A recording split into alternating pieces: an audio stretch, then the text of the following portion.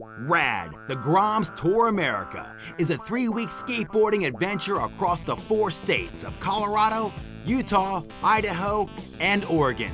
Armed with a 32-foot Winnebago and 6 Groms, we cover 4,000 miles of asphalt in search of concrete skate parks.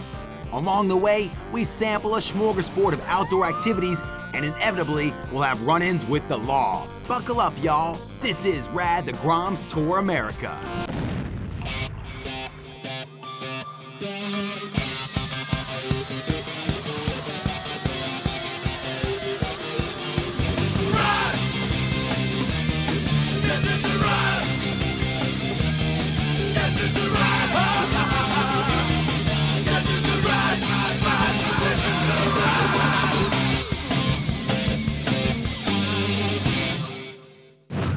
This week on RAD, the Groms Tour America, we're in Colorado and on top of Vail Mountain for a spot of trampolining.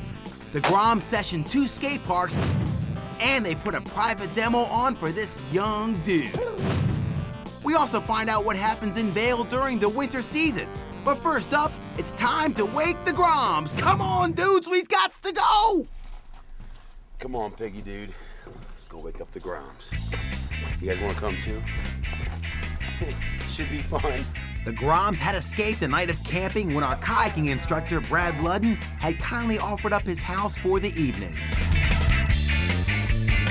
Once you guys have put all your sleeping bags away, put it away, put it in a sack, nice and neatly. Seriously, do not go back to sleep. Clean the place. Lewis, you left your sleeping bag here? All right, I want everybody out of here. We're gonna roll in 10, okay? Chop, chop, let's go. Hey, Brad, thanks for letting us crash last night, Brad. You guys get up too early. Yeah, tell me about it. Once the Groms had surfaced, we left Brad's house for a short drive to the gondola at the base of Vail Mountain. I had organized a trampolining session, but I got an inkling that the Groms would have rather stayed in bed. It's my hometown. You come for the winters, you stay for the summers. Welcome to Vail, Colorado. They finally smiled. Woke them up at 7 a.m. and we're still late.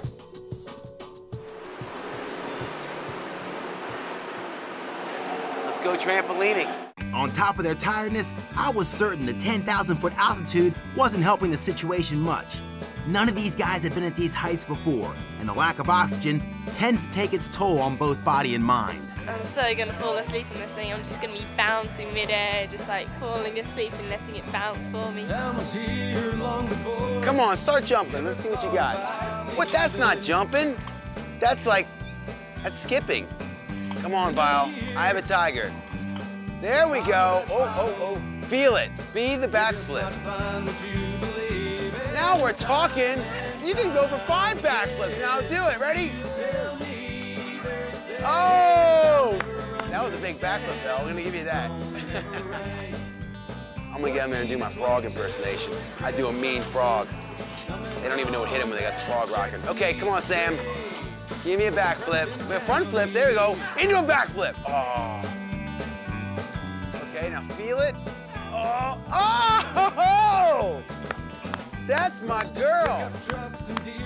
You never think that you'd be able to do like flips on it, but you like harnessed and you like attached safely, and you're just like jumping so high, like really does freak you out and scare you, because like you get that kind of feeling in your stomach, like when you go down a roller coaster. We'll get y'all up here, have a go before I show you how it's done. Show you the frog. Ribbit, ribbit. All right, Ross, what do you got for me, dude? Hopefully not a load of puke. Give me a backflip or something. Come on. Nice. Back-to-back backflip. Backflip, backflip, backflip. Oh, man, 3 backflips into a front flip. Ross, you get a gold star. Yeah, Lucian. Lucian keeps growing. I think he grew an inch on tour. Flip it, flop it. Whoa! Face plant. I can't wait to see the frog. This is gonna be amazing. Double backflip from Lewis Monks, the 11-year-old, shows up the big boys. Nice one, Lewis. All the Groms seemed to enjoy themselves on the trampolines, but it was 11-year-old Lewis that was king of the bounce and the backflip. You see, Lewis is trying to learn a backflip on his BMX, and to practice the technique, he regularly does backflips off a swing in his garden back home in Dorset, England. Hey, Lewis, man, one more go, dude. You have to get someone else up there. And his name is Christian Stevenson. Hey, listen, do you guys have a notepad and a pen? You might want to take some notes.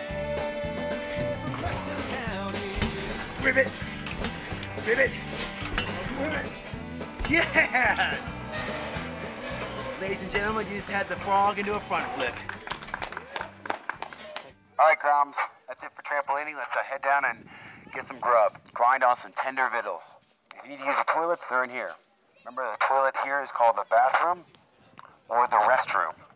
But there's no resting and there's no bathing, which is kind of weird.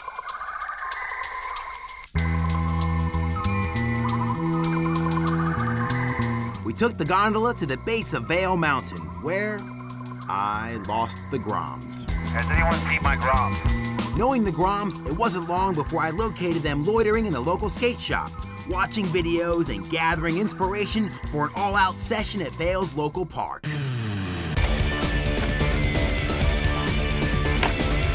The Vail Park was crazy because we'd parked right next to it and didn't realise it was there. That was a really, really good park in Vail. But you get really tired, man. Vail is really high up. It's almost like you can't breathe. When you drink water, it doesn't make any difference. It's just, your throat's really dry.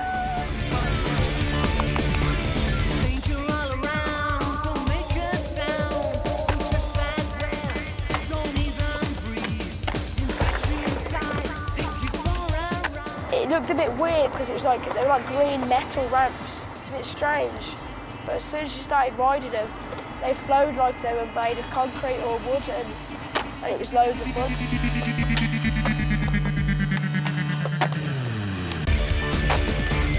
You wouldn't think such a small, weird obstacle park would be so much fun, and it was. While the Groms got to work decimating Vail Skate Park, I went shopping again.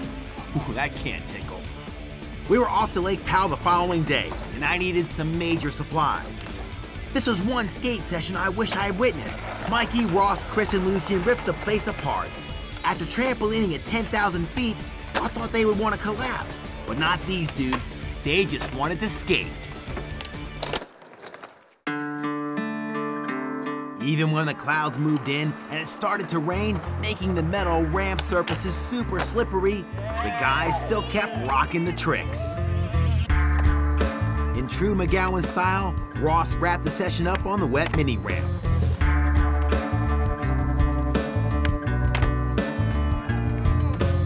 He wowed the other Groms, landing trick after trick, but eventually, the slippery when wet ramps got the better of Ross as he slammed bravely onto the flat bottom. Missing the skating and doing all the shopping got me all agitated. So much so that I started to develop a drinking disorder. I took the Groms to my mate Jim Wedlake's house. I knew there was a disused road that I could ride with him. Now, Jim's a very good friend of mine. He's an amazing snowboarder and is Vail's #1 action sports cameraman. He let me in on what happens on the Vail Mountain during the winter season. Our winter starts out with Birds of Prey, which is FIS downhill, which is kind of traditional and stuffy, but at the same time, as far as the athletes go, I don't have any more respect for anybody as an athlete. One of the scariest things I do every year is have to ski that course with a camera. I can ski, and I am scared just to ski down there with side slip it. It's really scary. And from there, we go to the session, which is one of the most unique events in the States. It's only been around for 2 years. It's a rail event and a slopestyle event. The first year was they did these monster like video game type rails. My favorite quote was, I've never even seen that rail in a video game before. And these guys they never got to practice on it, and they had to conquer it within 2 hours. And it was a session. They just sessioned them until they won it. Between like the skiing World Cup stuff, you've got this raw power, this incredible athletic ability to, you go to the snowboarding event and it's incredible creativity and amazing balance and just having fun. And then from there, we go to the US Free Skiing Open, which is the premier free skiing event in the States. Now you have these guys skiing who every year they're doing something incredibly, amazingly different. So they're doing half pipe, they're doing slope style, they're doing big air, and they're doing skier cross, which again, skier cross is just insane. I mean, almost every run there's carnage. I mean, and there's major carnage. So it really is cool living in this valley and being able to experience all that stuff. Stay tuned to 5, y'all, because after the break, the Groms do a private demo for Jim's neighbor. They get to session the Mammoth Bowls of Carbondale Skate Park, where Chris takes a nasty slam. And we find out what game skaters play when they're bored. So come back, y'all!